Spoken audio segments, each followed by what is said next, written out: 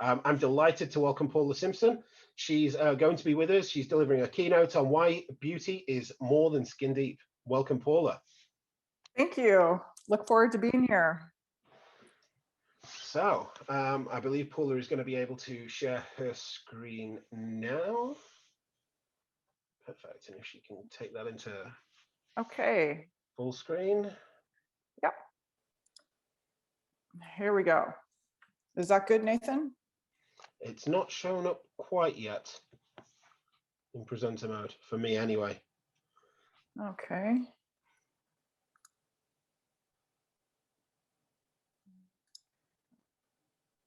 Better? There we go. We are in. Okay. I'm not going to waste any more time with me speaking. I'm going to hand straight over to you, Paula. I'm absolutely thrilled that you've been able to join us. I'm really excited to hear your presentation. So yeah, over to you. The floor is yours. Thank you so much. Thank you. First of all, I want to note, thank you for Trust Transparency and Whole Foods Magazine for pulling this together and bringing everybody within the Nutri-Beauty industry virtually. You know, in times like these, it's nice to even have a social engagement, even if it is virtual. So I was honored and, you know, when asked to be the keynote for this industry conference, especially because I have been speaking about Nutri-Beauty and beauty from within probably since 2007. So there's definitely been a lot of growth, a lot of hills and valleys and challenges and opportunities, but I'm thankful and grateful that you're all here today. So let's get going. This is a quote I wanted to include, you know, when I first started in the industry, and it's from Dr. Howard Murad. It really was inspiring to me at the time. You know, my background is basically in nutrition, biochemistry, nutritional sciences, holistic nutrition, and herbal medicine. And at the time when I read this quote, I was a nutrition director for a medical aesthetics spa and program director. When I was consulting clients, I kept getting more and more questions about skin health and how the diet and potentially supplementation correlated. So, you know, backtracking from there into moving into Health Canada regulations and consulting, you know, co-founding a couple of brands of my own, and then opening NutriBloom Consulting in 2011, it really has been a journey, and I never expected to be here in this seat. If you were to ask me, you know, 20, 30 years ago what I would be doing, I probably would have told you a sports nutritionist, because that's where I actually started in my industry. So, you know, when we look at this quote, topical skincare products address only 20% of our skin. The other 80% is affected by what you eat and drink, including your dietary supplements. It really hits home because you're thinking about what, you know, not only what you're putting on your skin, but how your body is, you know, replenishing and restoring skin tissue from within. So I really wanted to start with this quote today. When we look at beauty from within and stepping back a little, you know, in 2007, I started working with the, you know, industry and consumer media and educating them about nutrition and supplementation for health, skin health and beauty aesthetics. You know, at that time, I think, you know, it was really targeted, well, we had limited clinical evidence available, but of that evidence, it was really targeted on antioxidants and the story of oxidative stress. So I think, you know, today we've come a long way from where it all began, but, you know, beauty from within, even that term, I would say, has somewhat become outdated, you know, and the terminology and language that we're using today is much more lifestyle oriented. So today we know that, you know, there's a variety of factors that contribute to aging per se. You know, we have extrinsic and intrinsic, and, you know, it's about diet, it's about topical, it's about lifestyle, you know, cognition, stress, environmental stress, epigenetics. I mean, the list goes on, and the science, you know, around the microbiome, more recently, it's just flooding in and connecting with how skin appears on the outside, or how our hair health is, or nails, or you know, skin tone. So, it's really amazing on how far things have evolved and how integrated they've become over the years. And I'm really looking forward to hearing all these scientific presentations later today and tomorrow. So when we look at what a nutri-cosmetic is, and this was really the term that was used, 10, 15 years ago, it's kind of that, integration between a food, nutraceutical, and cosmetic. Targeted actives supporting and promoting skin health from within on a systemic level. It could be indirectly correlated with a gut health, for example, or other chronic conditions that we're starting to correlate with formulations and products. So it really is kind of, that intersection between nutrition, beauty, and health. And when we look at formulating, and, as a formulator, it really does, there's so many different caveats that can be taken in regards to products that target nutri-cosmetics. So it can come from a food, for example, or it can come from a targeted active, an extract. And then from an extract to an ingestible nutraceutical or a topical, which we're starting to see that integrated topical and ingestible regimens that many brands are doing today. So the whole process and evolution of developing a nutri-cosmetic is stems way back from not just seeing the product on the shelf in the bottle. It really starts right from the transparency of the farming, and where the science and the R&D goes from there, and the quality measures and control. So it's quite an amazing experience, and I've been grateful to be formulating with some of the top global companies and medical experts and functional medicine experts throughout the world. So when we look at specific drivers, that are changing the attraction to beauty from within. So and I say changing because there were times in my life that I felt like I was alone on an island talking about nutri-cosmetics or skin nutrition or whatnot. But in these last few years, we really have seen a change, specifically in the North American market. And, that concept or annotation of feeling good and looking good, right? So it really stemming from the millennial demographic and correlating and connecting, what they consume or what they expose their bodies to, through diet and supplementation is going to have an aesthetic, appearance and effect on them. I think the attitude toward collagen, this was really the introduction and what kind of mainstreamed beauty from within. And yes, it is still, I would say, a micro trend or niche, but as a market on the whole. But collagen is really what put Nutri-Beauty on the platform, and in North America specifically. The concept of anti-aging is gone. We are now ageless. We're looking to be, the vitality and healthy aging is really where it's at. We want to age well. And as we age well and feel good, we want to look our best as well. And this has really brought in another driver of lifestyle, right? So wellness, if we're feeling good, it's going to nurture our natural beauty. The shift from prevention versus treatment. And also the multifunctional convenience of products. So formulation and manufacturing technologies have really, advanced to the point that, people can fit in a product that suits their lifestyle and convenience and on the go. And we go down into the clean health and beauty movement, non-toxic beauty, eco-friendly, transparency, all demands coming up from the consumer, right? And so this is really driving kind of the Nutri-Beauty, because nutrition and supplementation through natural derived ingredients really does fit within that realm of clean health and non-toxic beauty.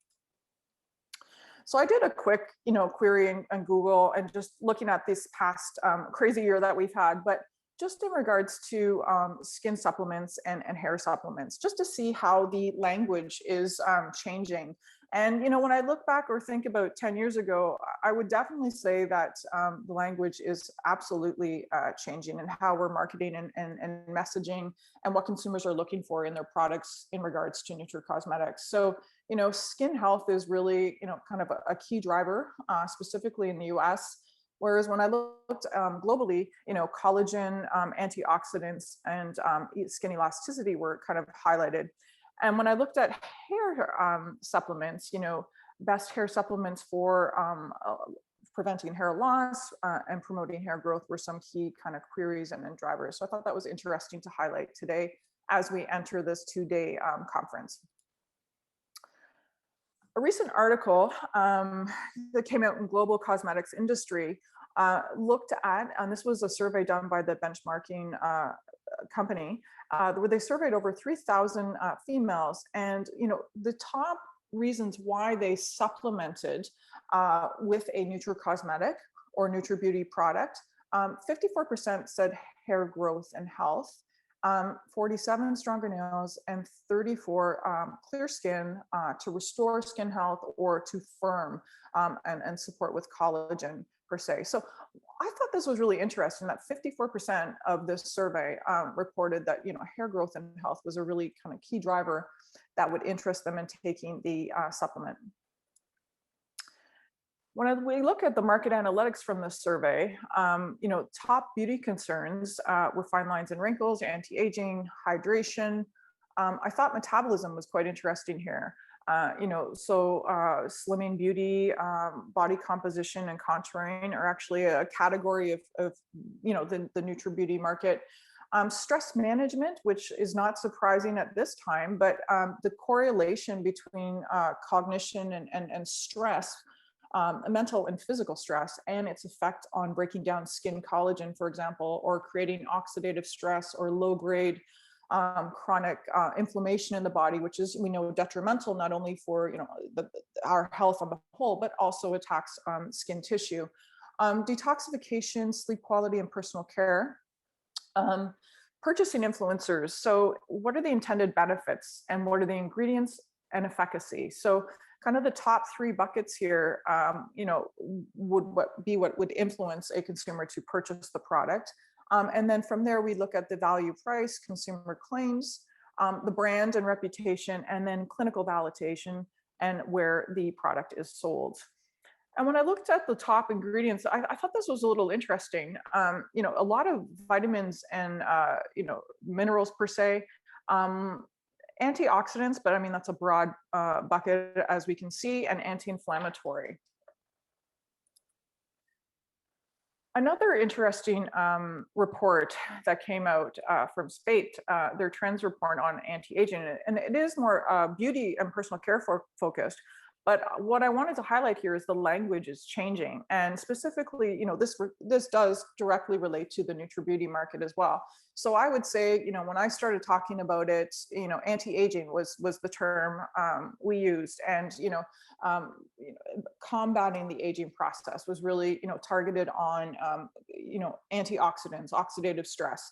We really have come a far away from that, and the language now is much more positive and focused. So from this trend report, the conclusions that they made were positive language and messaging, getting to the root of the issue. So we want to know, great, you have a great formulation, but how does it work? Why do we need it? Ingredients over claims per se. So consumers are really starting to look into, the transparency of what's behind a label. What's the ingredient? How was it manufactured? What are the non-actives in the products, and how does it affect my health? So that non-toxic, clean label is becoming more and more important. And pairing the products with treatments and lifestyle needs. So this is where we are today when we look at beauty from within. Quite a bit different from talking about the story of oxidative stress, which we know is the precursor and root of all and many conditions relating to skin health. But that being said, we started off with the story of beauty from within. We've now diversified with beauty foods, beverages, powders, botanical medicine and its relation to Nutri-Beauty. And then we have different forms now. The gummies are really taking off with certain demographics, for the whole kind of skin health benefit.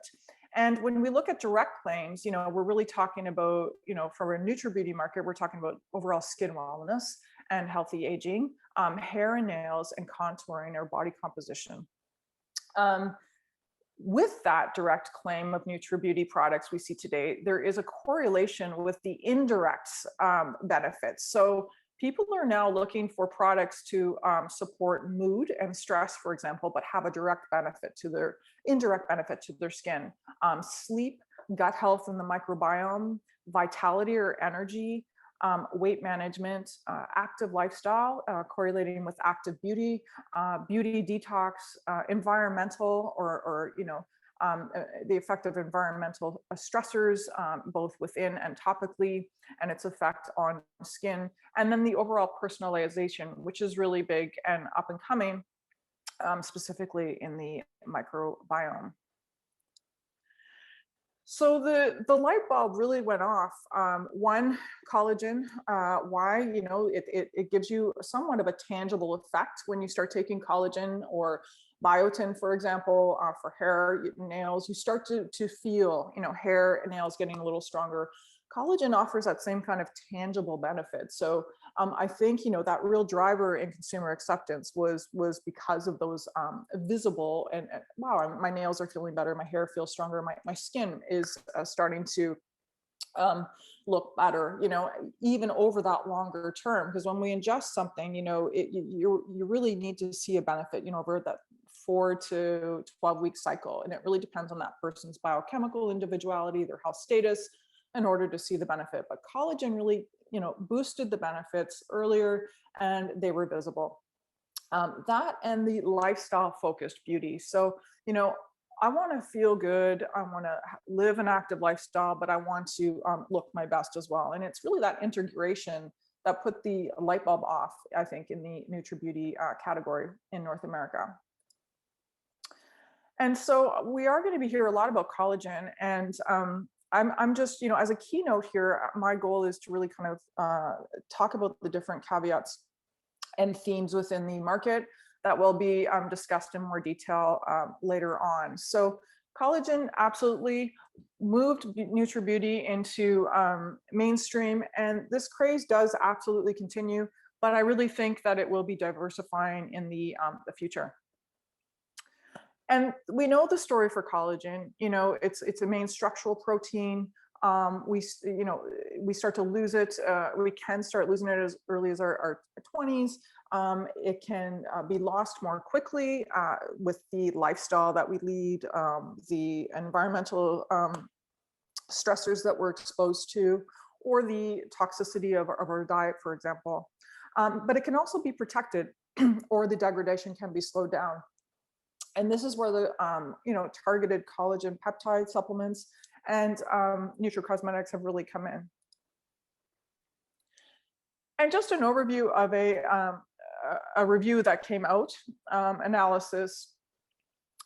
When collagen first came out, I think and we have some great sponsors here that I've indirectly worked with or met at previous shows. Excuse me, there's a tickle in my throat here. But when collagen started out, it was really about, 10 grams per day. And there was very little diversification in what can be offered and what dose. And what I thought was really interesting in this review, excuse me, is that collagen fragments act as a precursor. So what that means is, you're taking collagen, it actually helps to promote natural collagen production, your own collagen production. It was also found that it is a tolerance or oral dose mediated mechanism. Isn't that funny? You always do a presentation and then your voice starts to go. So excuse me, just give me a couple minutes here.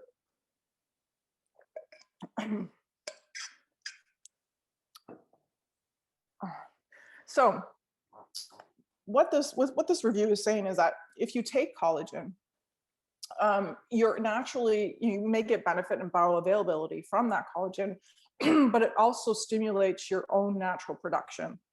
And this is based on the dose taken. And when you look at, kind of the different types of collagen out there now, I mean, you have bovine, porcine, marine, even plant-based formulations that are taken from botanical, ingredients to stimulate the body's own collagen production. So we really have seen a diversification in the form of collagen that is being offered and the type of collagen to target skin health or joint health, for example, or hair. And when you look at kind of the doses now, I mean, there's studies showing that as little as 2.5 grams of collagen peptides have an improvement in overall skin hydration and wrinkles and elasticity. And as noted, when collagen first came out, it seemed to be the standard 10-gram dose. So, overall, it is dose specific. It, it is helps to stimulate your body's own collagen production.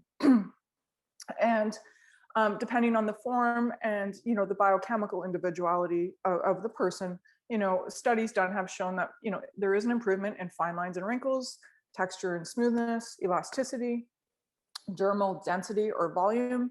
Also stimulates skin barrier protection and function, specifically in regards to the transepidermal water loss, hyaluronic acid and ceramides, has a fortifying effect on hair and nails, and can help with the body contouring effect as well. Again, when we look at the kind of concept of where collagen is going, it's really going to be the form, the dosage, and the diversification. So when I look at it, kind of market analytics for collagen today, yeah, it's a popular ingredient. It's almost everywhere available. But I really think that brands are going to take collagen to the next level. They're going to be lifestyle focused. We're going to see more in functional foods and beverages. They're going to be incorporated into multifunctional products and personalization or collagen dosing. So, we could look at collagen requirements in your 20s to your and onward, which I think will be discussed in the next talk. Or we could look at similar to periodization in sports, periodizing your collagen protocol. So I really think there will be a diversification, and then also with medical aesthetics and wound healing. And we don't want to forget about the synergistic effects of other products with collagen, such as MSM, vitamin C, and certain antioxidants that will help improve bioavailability and protect. So the next topic I want to get into is the skin microbiome. And, this is really such a fascinating science. When I wrote my book, I swear I spent about 6 to 8 months in my pajamas researching everything around the skin microbiome. And the science is just keeps evolving by the day. But what we do know is that, it is definitely develops at birth and diversifies based on the lifestyle that you lead, your diet and your personal care regimen, to where you live, urban versus more natural and rural areas. But what we do know is that there is an increase in dysbiosis, and this is related to microbial imbalance, reduced diversity, reduced barrier function and protection, which overall reduces our skin immunity. And this is just from a trust transparency summit last fall, and I want to put it in there because it just really shows kind of where microbiome products are. So they're still being bucketed here in soap and bath products, skincare. Healthcare is slowly moving up, so I'm sure by now things have changed quite a bit. Whoops. But it's still prominent use of microbiome is in topical and personal care. Another stat taken from a previous summit from CRN, why are people taking probiotics? And then in their survey, still most are taking them for gut health, with a lower percentage for skin health. So when is that correlation going to strengthen and take place? And I think between now and when this presentation was done, there is a strengthening correlation, but still not quite there. So this is this was an issue from Nutritional Outlook. I worked with them on an advisory level, but really, when we think about the skin microbiome, and there has to be a connection with gut, and we know about the gut-skin axis. We hear a lot about the science and the evolution of the science, but there really isn't that integration yet. So we're looking at microbiome friendly diet, skincare, and supplementation. And that's where that integration and messaging really has to be strengthened within the market. And here's a recent study. If anyone wants to contact me after, I'm happy to share more studies. It's just trying to fit them in a short presentation is difficult. But here's a study that looked at 3,400 individuals and different phenotypic features and the effect on the gut microbiome. And what they found was the positive correlations. So a more diverse gut microbiome and diversity was with obviously a more Mediterranean-based fruit vegetable intake and also physical activity. Whereas a negative correlation, so a dysbiosis and decrease in diversity of the health promoting bacteria was affiliated with high sugar intake, certain medications, and overall gastric distress symptoms. So, when you think about the negative correlations, we're looking at diet, medication, lifestyle, and how this affects the gut microbiome. Well, we know that there is a connection between gut and skin. And this was a graph I did for a previous microbiome summit. And it's really kind of how that gut and skin axis correlate. And, when they're in balance and when that biocommunicative network and regulation is in balance, when profiles are being sufficiently produced, we know that there's a skin homeostasis. Oops, my apologies. But when there is not that balance, there is a dysbiosis, and that dysbiosis has been related to certain, skin conditions. So that shift in the skin microbiome ecosystem, has been correlated with different skin conditions. And when we look at the specificity of probiotics in regards to skin health, we're not about just taking about here's your probiotic, it's going to improve your skin health. And so I think probiotics and the benefits of probiotics have been overgeneralized in the past, but I think the industry is really improving and the market messaging and helping the consumer understand that no, it is about the specificity that is going to have a targeted health benefit or condition that you're looking for. And here's a recent study from 2021 that looked at personalization, and that's really kind of where the microbiome science is heading in regards to personalized nutrition, and could it be also for personalized skin conditions.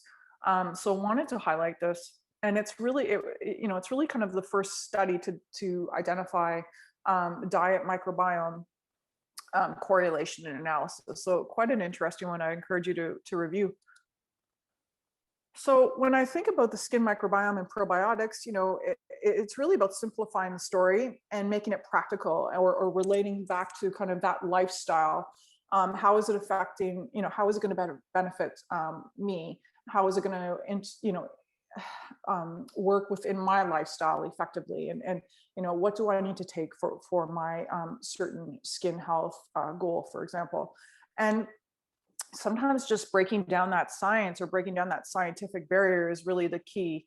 And simplification is kind of where it's at for microbiome. And I hope to see in the near future that this strengthening and market messaging improves.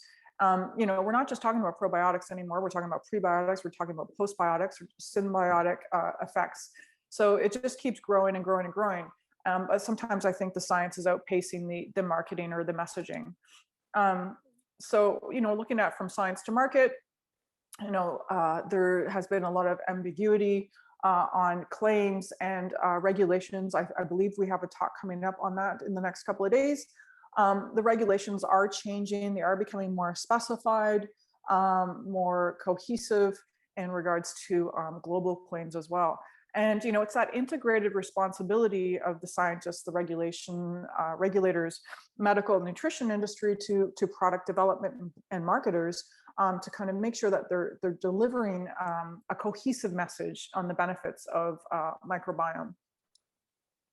So what's next for Nutri-Beauty? I mean, we talked about some of these challenges, but the opportunity, the evidence just is astounding, and the research just continues to grow at such a fast rate.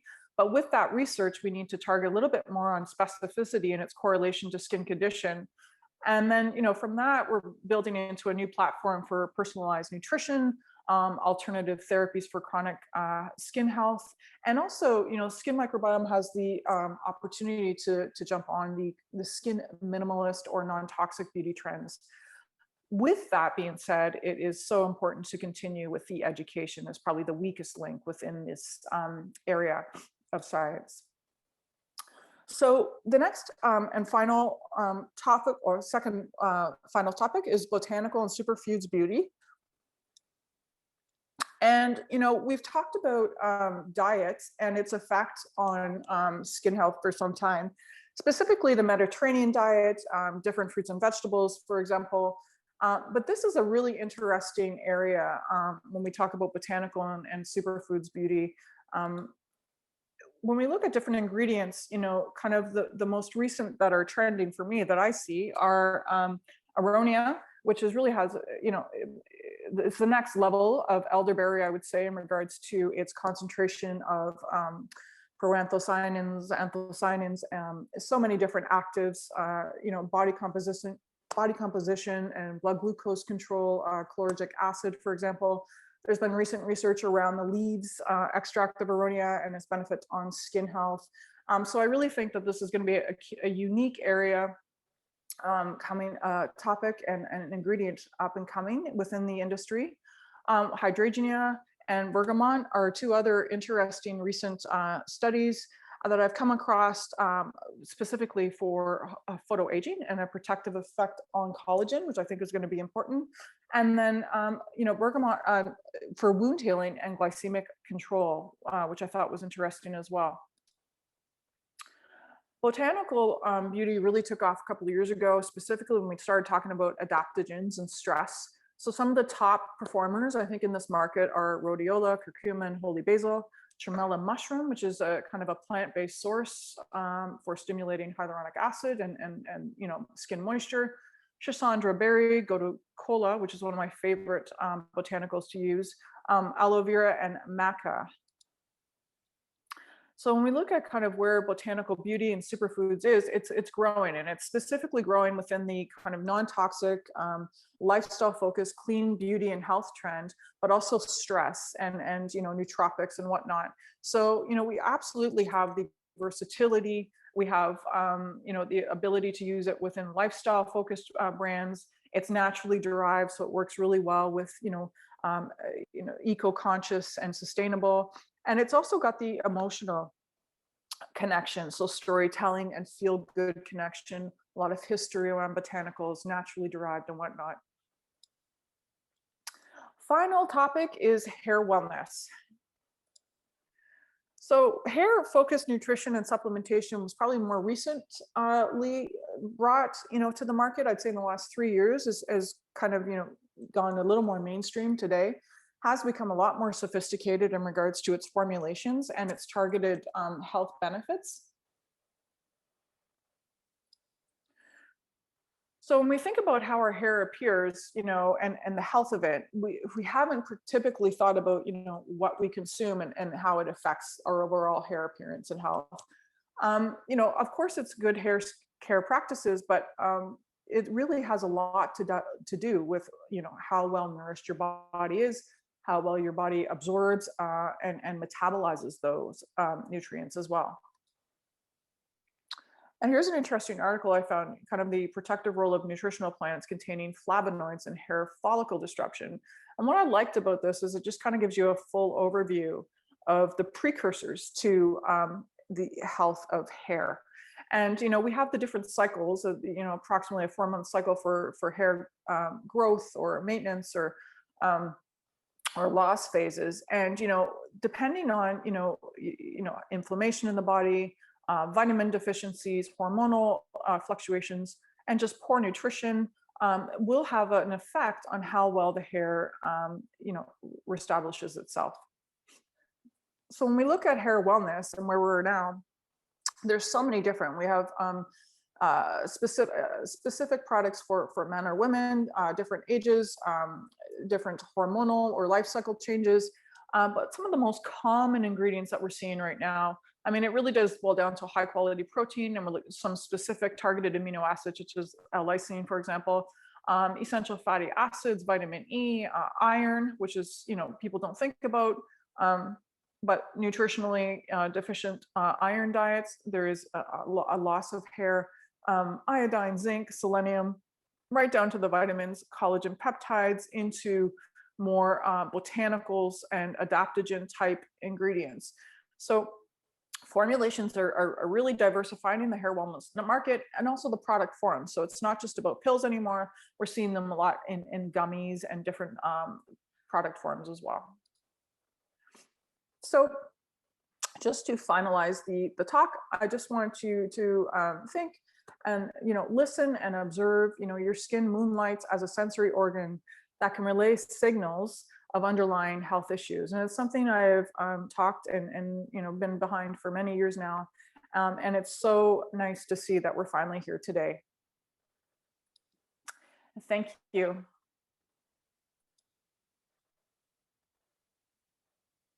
Okay. Thank you so much, Paula. Really, really fascinating presentation. Thank you. Sorry. So we've got a couple of questions coming in here. I do want to just say, if other people do have questions for Paula, please do get those typed into the Q&A box down at the bottom there. We've got about 5-6 minutes or so maybe to do some Q&A now. So the first question that I've got for you is asking about different ways to formulate Nutri-Cosmetic branded products out there, and which products and types of ingredients, I guess, have really hit home with consumers in the market. You had some data on that right at the beginning, I guess, but in your opinion, sort of where are the most interesting products categories? Yeah, I really, that's a hard one to answer because it really depends on the target consumer and demographic a brand is, looking at or lives within. So it is really hard to answer. But I think when I developed the presentation and looked at kind of the theme of the 2-day conference, these 3 kind of macro trends of microbiome, botanical, and superfoodie, and collagen are really kind of and hair are the caveats and kind of what's really happening within the nutracosmetic industry. As per product forms, I mean, I can tell you, gummies are doing really, really well for certain, the younger demographic, whereas, powders may be best suited for an older demographic or active or athletic type demographic. So it's a hard one to answer. I'm sorry. A great answer, and yeah, great to sort of chat out the different formats there. Certainly, as you say, gummies throughout the whole nutrition space, really, but certainly into beauty from within and Nutri-Cosmetics. Yeah, gummies are really flying at the moment. So yeah, some interesting things there. Lots of questions flying in now. That's great. We've got a question here on silica that I'm going to throw at you. Sorry if I'm throwing you some real curveballs here. Do you have any thoughts on, or have you seen data on silica? It's something that's been in the market a long time, and it's often been presented sort of as in relation to things like collagen and as a collagen generator. The question here is talking about them seeing an increase in demand recently, but wondering if there's any interesting studies or data comparing, say, silica to collagen, or whether you have any thoughts on where silica sits in the marketplace at the minute. Yeah, I mean, the person who asked the question is absolutely right. Silica has been around for a long time. There are studies. I have reviewed many studies in the past on silica, and I would encourage the person who asked the question to reach out to me, and I'd be happy to share those with them. Great. Okay. On the skincare side, you mentioned rhodiola and Cisandra as antibiofilm to acne. Would that be topical or oral? It's a very quick question, I guess, but I would assume it's topical. Actually, it's yes, it's topical, but also oral. So it was it was an integrated. Yeah. Okay, excellent. Thank you. I've got a bit of feedback coming in there. I'm not sure where it's come from. I apologize.